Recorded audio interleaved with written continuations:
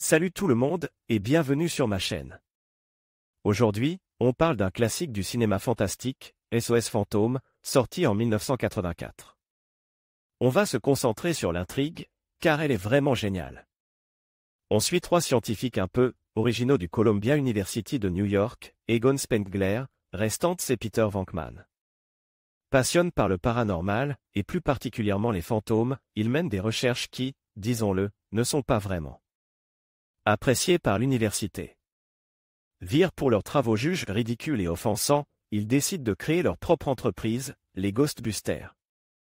Ils louent une caserne de pompiers, se procurent une ambulance Cadillac Miller Meteor de 1959, et lancent une campagne publicitaire qui ne rapporte pas grand-chose au début.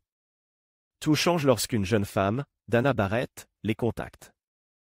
Elle a vu des choses étranges dans son frigo, un paysage infernal, des flammes vertes, et une créature qui prononce un seul mot, Zool. Peter, lui, ne trouve rien d'anormal. Mais voilà, New York est soudainement envahi par une activité paranormale intense. Les Ghostbusters font leur preuve en capturant un fantôme dans un hôtel, et les appels affluent. Leur succès est fulgurant. Mais leur tranquillité est de courte durée. Walter Peck, un inspecteur de la ville, les accuse d'utiliser un équipement illégal fonctionnant à l'énergie nucléaire et coupe leur alimentation électrique. Résultat, tous les fantômes capturés s'échappent. Pendant ce temps, Peter tente de courtiser Dana, mais les choses se compliquent. Dana et son voisin, Louis Tully, un comptable timide, sont possédés par des forces surnaturelles, devenant respectivement le Gatekeeper et le Keymaster. Le chaos s'installe, surtout autour du bâtiment où vit Dana, un immeuble conçu pour servir de portail vers un autre monde. Avec l'aide du maire, les Ghostbusters se lancent dans une bataille épique pour sauver la ville.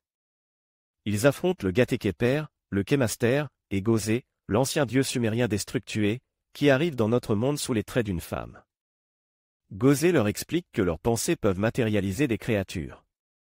Ray, dans un moment de panique, imagine un petit bonhomme en guimauve, qui prend des proportions gigantesques et menace de détruire New York. Après une bataille mémorable, les Ghostbusters triomphent, Gozé est vaincu, et New York est sauvé. Peter finit par conquérir le cœur de Dana, et les Ghostbusters deviennent des héros. Voilà pour l'intrigue de ce film culte. Dites-moi ce que vous en pensez en commentaire.